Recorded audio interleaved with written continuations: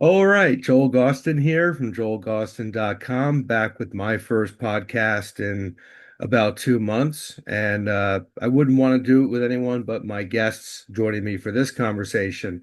I guess it was early October. I had the great opportunity to see my guests live. They blew me away, and I really wanted to have them on and learn a bit more about them and share some information with the viewers.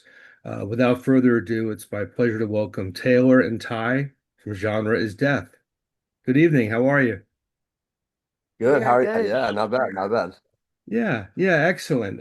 Yeah, as I said, I saw you a few weeks back at the Marigold Theater in East Hampton. You were actually on a bill with the great Los Microwaves. And I came to the show to see them. Greg's been on the podcast as well. Um, and you guys just blew my mind. It was one of the coolest live sets I've seen in a long time, especially from a band I was introduced to by seeing live. I get a lot of promos sent to me, and that's wonderful to hear new music, but nothing beats the live setting. So I think I got to experience you in full force that evening. And you have recordings out that we'll get into. But let's kind of start with some basic things for the viewers who would be new to Genre is Death. How long have the two of you been creating music together? I would say like about 2 years. Yeah, yeah, just a little. Like we've been playing music together for maybe like 5 years, but I don't think we were really making music together like proper until like 2 years ago. Yeah. It's been a pretty interesting 2 years. I've done some research on you, and for one thing, you've been touring pretty consistently, at least this year. And we should mention you are based in New York, uh, but I've seen that you've done dates in California this past year. You just recently wrapped up within the last few days a tour, which I know brought you out to Chicago, Yep. my second home, and some other places as well. So you've been pretty much hitting the ground running, it seems, since this thing took off. Um, which is rare, for a project that started 2 years ago to be this active live. Um, so let's kind of start with the present first. We'll work our way back. How was this most recent road trip you guys had? Yeah, it was amazing. It was our first one, so we kind of went into it a little blind, but Taylor did the booking for it. It was our first like Yeah, proper tour without doing like a singular date in a different city. So like this right. was like our first like String real of run. shows. Yeah, Yeah. yeah. It was Excellent. good. Yeah, it was an amazing time.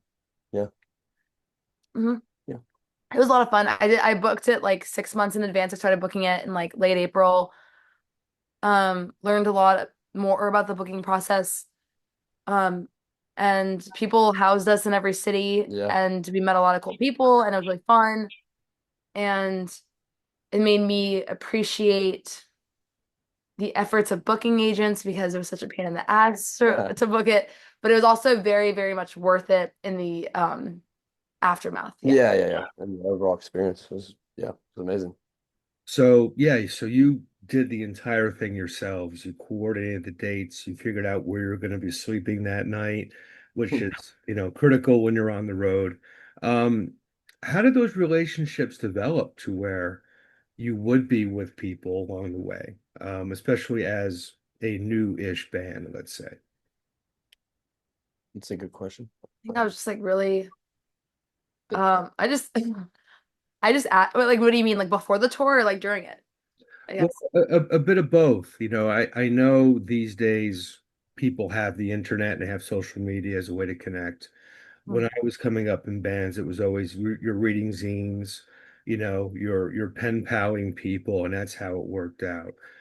Even before that, in the 80s, it was telephones and typically stolen phone cards and whatever to make it happen. So, Yeah. I'm curious, because it's been a while since I've been in that mode, how you went about, coordinating this independently to where you had places to stay, places to play and connections along the way. Was this a social media driven thing, or were there other ways you went about doing it? What from what Taylor's told me, it was mostly just people were like getting referred to people like Like word of mouth. I had yeah, some friends exactly. that like I knew recently toured. I would like reverse research and like look up my friends' tour poster, see where they were playing, Hmm. reach out to those venues, like see who they played with, reach out to those artists. Um, and most people, I would say like as far as people getting back to me, I would say it was really successful, like 60-40, with 60% of people getting back pretty fast. And venues and bookers. Um, and people, I guess like because Instagram sort of like demystifies you in a certain sense because they could like be kind of like look through our stuff and be like, okay, they have some music out and they're real people and they're not like, Yeah. whatever. But most people were really like willing to just host us and the DMs were like friendly and I just basically was like, hey, it's me, him, and our friend who's coming with us. Can anyone house us? And I was like, we'll get you back if you come to New York or when you Yeah. come. A And trade. everyone was Hmm. like, you can stay with my friend, you can stay with this guy. Yeah, So they made it work for us. So there, everyone was really accommodating and sweet. It was cool. yeah. That's excellent. And that's really encouraging to know that, this networking has tangible end results, that people are still working together in that way. And I'm glad and the shows were successful. Were there any particular spots that really stand out for you looking back on it? Not terribly long, just a few days later, but I liked Indianapolis. Yeah. We played a bar called State Street Pub, Yep. and it was just like really cool people came out. Like everyone was really excited about music, Yeah. generally speaking. Like the And crowd was just happy yeah. to be there. And like for every band, like people stayed the whole time. No one was leaving after like the second or third band. Like they stayed the whole time for all Yeah. four and Yeah. people Everyone. were just stoked. Yeah. It Which was made just good us energy. excited. Yeah. Yeah. It made us excited. So it's cool. that's excellent. And as I mentioned earlier, I know you played California this year as well, Right. Yes. right? But yeah, yeah. So was that a one-off out there, or were there really? One off. Yeah. Wow. So you went all the way to California for one show. That's dedication. We'll go anywhere. Yeah. That's Well, excellent. we were on the road with Hmm. Puzzle Panther and Gogol Bordello. Mhm. Yes. So they basically um I was helping with merch and Ty was filling in guitar for another band, Puzzle Panther, Yeah. and then we ended up being able to open one of the nights for both of them. Yeah. That's excellent. How did you get connected with, in that orbit with Eugene and that crew? Yeah. Well, actually, it's funny. Taylor booked a show at Madam X in May. And we had met Eugene through a friend, and he was referred to us just to come check it out. And just naturally, we kind of just became friends with him. And then he came up to me and was like, "Hey, man, I got a crazy idea.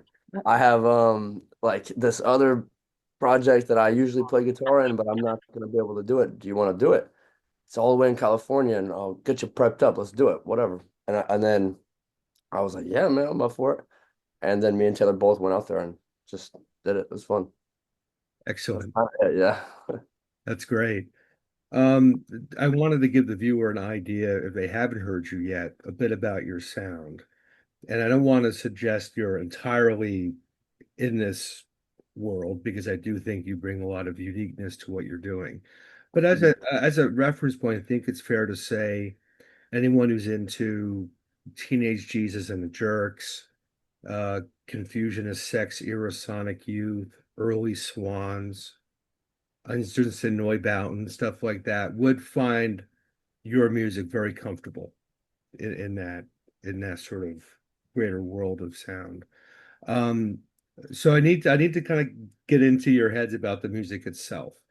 Um, uh, were some of the acts I've mentioned influential in shaping your sound, or did you approach this really as something that sort of spontaneously came into being as you were going about actually just creating music?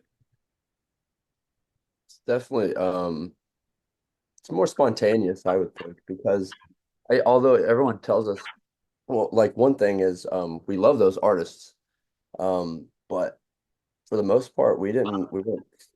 I mean, what do you like? I just You knew know what I I'm knew we saying? Like, wanted to sound mean, mhm, and I knew I wanted to sound aggressive. yes, But I think that like when we were making the stuff, like it wasn't like, okay, this song I really want to channel like Teenage Jesus or right. something. It's Like not that derivative. wasn't how we approached it. It was more like um really the way we write is like usually one of us will start with a riff Yep. and then the other one just puts something on top of that riff. Yeah, and there's no rules to what will apply, so it kind of ends up sounding, weird and dissonant Yeah. and angry. So it But kind at the of, same yeah, time, that being said, like all those bands you said are like all my favorite bands. So yeah, right. so like it naturally like yeah, like I would say like if that's what people think that we sound like in part what tradition we're a part of, like that is awesome and that Yeah, rules because I love all those people. yeah, So for real, exactly. And I should mention as well, live, it's just the two of you. Mhm. So the drums are tracks when you perform live. Um, how are they recorded when you do proper recordings? Is because it sounds I'm a drummer and I'm listening to your music. I'm thinking it can kind of go either way. Either this is like looped like organic drums or programmed. It's kind of difficult for me to figure out listening to it, where you go with that. Do you have a particular approach when it comes to the drums and the music? we do both. Yeah, we literally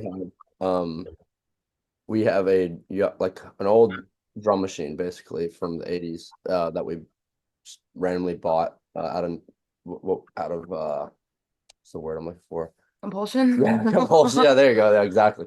And we started using that, and yeah, we program them and then run it behind our music and just play to that. I mean, it's not, it's just one particular drum sound. Well, I know it's an odd thing, and I kind of anticipated when I went into this conversation, like I'm going to hit these guys with all these questions about the formation of the music, but at the same time, as an audience member, my impression is the music is just kind of the music in a sense, like that's what kind of comes out. I had a feeling it was just more of a natural thing and not necessarily something that in a scholarly sense you're going to dissect. And there's a lot of really cool sort of spontaneity I feel with your music.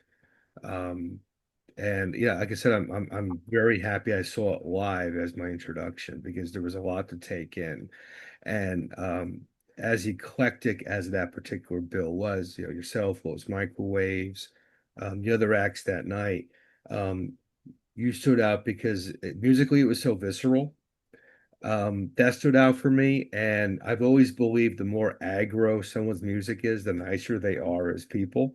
And that's what also struck me after meeting you, after the gig. Is like, wow, they're really nice and friendly people. Of course they are.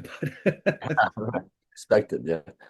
So, having traveled a bit with this music now and connected with these different people, um, would it be safe for me to say the bills you played out in your most recent run were kind of similar, where there wasn't quite another act like yours? I guess where I'm going with that, because you're playing different parts of the country who have their own scenes, and you're kind of bringing your own thing to their scene. What was the reception like from the other bands, and maybe some impressions you got from them as far as what you were bringing to the table when you were out playing? I don't think there was anyone that was doing what we were doing. Um, there was a lot of really cool stuff. Yeah. I think that when we got more Midwest, like when we were in Indianapolis, and Ohio, there was a lot of the bands we played with, or all the bands we played with were more like hardcore and punkish, Yeah. like classic punk rock sounding or just hardcore sounding. And that was cool to play with bands like that because we never play with bands like that here in New York. Um, and their reception to it was like they were stoked on it. They were like, "Oh man, we never get stuff that sounds like you guys over here. It's so cool to have you guys over here." I really liked hanging out in the Midwest. People there ruled. Yeah. They were just so awesome. And Chicago. Yeah. I loved Chicago too. Um, and then I guess Chicago was maybe the closest thing to what we were doing, actually. Yeah, They were yeah. just like they sounded It different, but was like the energy was similar. Like it was like yeah, angry and weird and it just was strange. aggressive for sure. It was the first one where we were kind of like, oh, okay, yeah, we felt longsome friends, you know. It was cool. Yeah, Chicago was nice. Yeah, I felt like Chicago was like-minded. Yeah, We also thought it was very beautiful. yeah, that is yeah, it was nice. Um, yeah. And DRLN, I want to say that uh, when we played with them at State Street Pub, they had a very aggressive sound that stuck out to us too. We played two shows with them, and they were cool, very Hmm. cool. Excellent. Well, I can vouch for Chicago. By the time this video airs, I will have just returned from Chicago Oh, nice. to see a show and connect with some friends out there. And it's always been a very welcoming community, especially for artists who are doing things a little bit left of center or a lot left of center. It's like, wow, you're bringing something new. That's cool. Who are you? Let's do something. That's the Chicago battle cry I have found is a really rich community of musicians.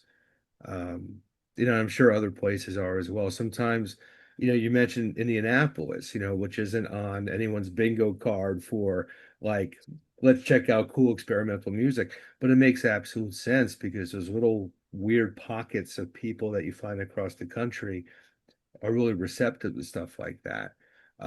Which brings me back to where you're from. What part of New York are you based in? We're in Queens. Queens, okay. Um, how would you describe things back home scene wise? Is there um I know obviously the pandemic is thankfully in the rearview mirror and a lot of places are really back like it never happened, which is great for everything we're doing. Um, how would you describe the Queen scene and what's happening there? Um, so considering, I mean, we're in a Our specific neighborhood is really quiet and yeah, like exactly. I would say it's like almost suburban, like the part of Queens we're in. But generally speaking, like the music scene here is like very vibrant and fun. Yeah. We have a lot of like really awesome and talented friends. Um, and everyone's so supportive and cool here. We only moved to New York 2 years ago as well. So we're from Georgia Yeah. originally. So I think being here 2 years now, like we're kind of settling in more and not feeling so much like the new kids on the block. But um, yeah. Yeah, I agree. Yeah, yeah. Yeah. But the music scene here rules. I mean, we weren't doing anything remotely as interesting or fun or creative, or we didn't even have any friends in Georgia. Or we did, but we had like five. Yeah, right. You have a very close group because I mean, it's all you really have. I mean, after a certain point, I mean, there's nothing to do out there. And even if you are trying to do something, and I don't know, I think you can absolutely find stuff to do, but it's a lot more scarce and it's not happening as often. That was our experience.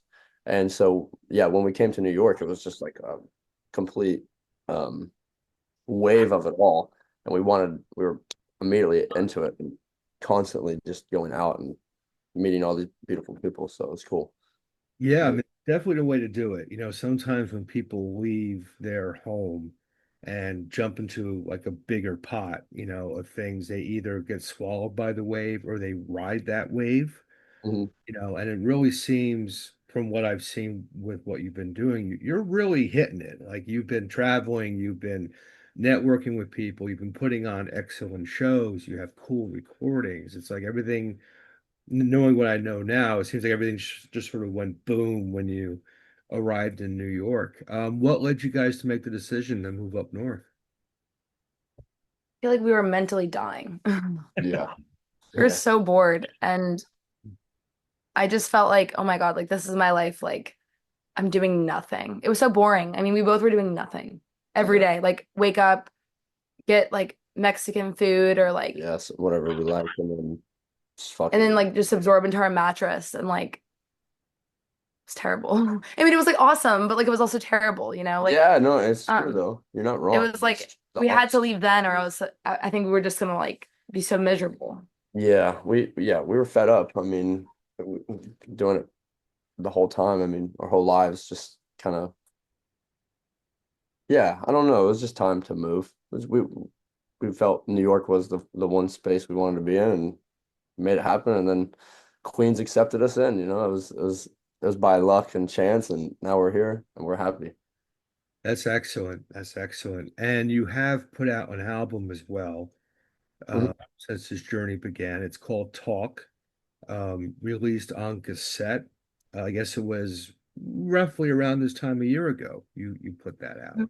Mhm. And it's on your Bandcamp page in digital form as well. I think the cassette is either sold out or just available at the shows at this point. Is that right? It's Yeah, we sold out. yeah, we Yeah. sold out. We found one in the back of our closet, so I technically have one left. Well, But there, yeah, that's really cool. And I know there are some demos as well up on the Bandcamp page, and I'll link that in the video description. I know you have an Instagram as well. I'll make sure people have the link for that. So it's been roughly a year since that release, which I love. I mean, it's been on a loop here this weekend, knowing we were going to be talking, and I'm really enjoying it. There's a lot to take in. Every listen, I think I hear something new, and I love records like that. It's not like when you can kind of figure it out at the first listen. You kind of have to go back to it. So I'm really enjoying that experience. But of course, it begs the question, we're going into 2026. What are your plans at this point for new recordings? Yeah, we already finished recording our second record. We recorded with Martin Bisi at BC Studios in Gowanus, which rules yeah, considering Sonic Youth and yeah, Spawn's history and Lydia Lunch's history and all the people that we just talked about. yeah. We just mentioned. Yeah, Um, so it's done. It was already mastered like a month ago, yep, and we are just finishing up artwork for it, and it'll be out hopefully by February. yeah, So and we are getting it put out on vinyl. Um, and yeah, exciting things, exciting yeah. things. Very cool stuff. Excellent. So are you putting this one out yourselves, or do you have a label helping you out with the next record? We're hoping to get a label. Yeah. Yeah, Some stuff is being worked out. So we'll see. yeah. Excellent. So how is it working with Martin? I know he's a pretty high energy guy in his space. So Oh Do you yeah, have you met him or do you know him? Are you friends? yeah, we've crossed paths in the past. I don't know him terribly well, but I know him well enough to know what that scenario is very likely to be. So, wonderful producer, of course, engineer, and from my experience, very nice man. yeah. Um, so how did that connection work for you in creating this record? How would you describe the experience of having him on board? It was Is amazing. the best. I mean, really, it was. Yeah, it was amazing. Considering um we recorded the first album completely DIY, just ourselves with a friend. He came and just recorded it with us and set up a bunch of microphones and a practice space and was like, "All right, go for it." Mhm. Um, and then actually stepping into like a whole world, with Martin, he's a very particular, like he's got it down. He's just so, it's like magic when he does it. It's just crazy to be able to sit there and do it with him is just a blessing. It's amazing. It's the coolest. Yeah. But yeah, Yeah. what do you have to say? I mean, I don't know. He's you just like have the best. I feel like we got so close with him. Like I like missed him after like yeah, because like we were going there like once a week for like yeah, almost 2 months, and it was yeah, so much fun. And we would just hang out for like a whole day, eat pizza, yeah. um, obviously record Or secondly, and mix, and but like yeah, I mean, we just got so close with him, and he's like the coolest guy. He has the best stories. He's so genuine, and yeah, he makes you feel comfortable. He's just genuine person who like actually likes to do it. He actually cares, so it's cool. Yeah. I don't know. It's just yeah, it's amazing. Perfect choice. I yeah, I'm psyched to hear what that led to. So I'll be keeping a close eye come February for the next record. That's excellent. To wrap it up really kind of at the very beginning, genre is death, definitely a moniker that stays in your mind. What does that phrase mean to you both, and how did that come to be the name of what your journey has been these past 2 years? yeah, I think like genre as death is to me, it means beyond the fact that it's just a cool name, it means basically like to define yourself before you even try to express Express, yourself. yeah, So I think like there's so many people that, fall into the trap, including myself, of like, yeah, I'm gonna do this thing and they are accidentally like suffocating the project before they even start it because they're already trying to label it. yeah, yeah, yeah. And that sucks. Focusing way too hard on it. And I think we like realized that because we were doing that in Georgia. Yeah, We were in what we called like a sludge band, doom band. We're like trying to make Weed Eater and I Hate God and Electric Wizard and Black Sabbathy sounding stuff. yeah. And But I mean, it was fun, but it was just like it was very much what it was. And there wasn't a lot of room to like really challenge an expectation, I felt like. yeah, I mean, yeah, it was, yeah, kind of, yeah, it's cookie cutter stuff. Like it's very once you label it, it makes you feel like you have to do that, right? I mean, like it's like chains, you know. So Yeah. it feels good to be in something that's But we also just no wanted a rules. name that also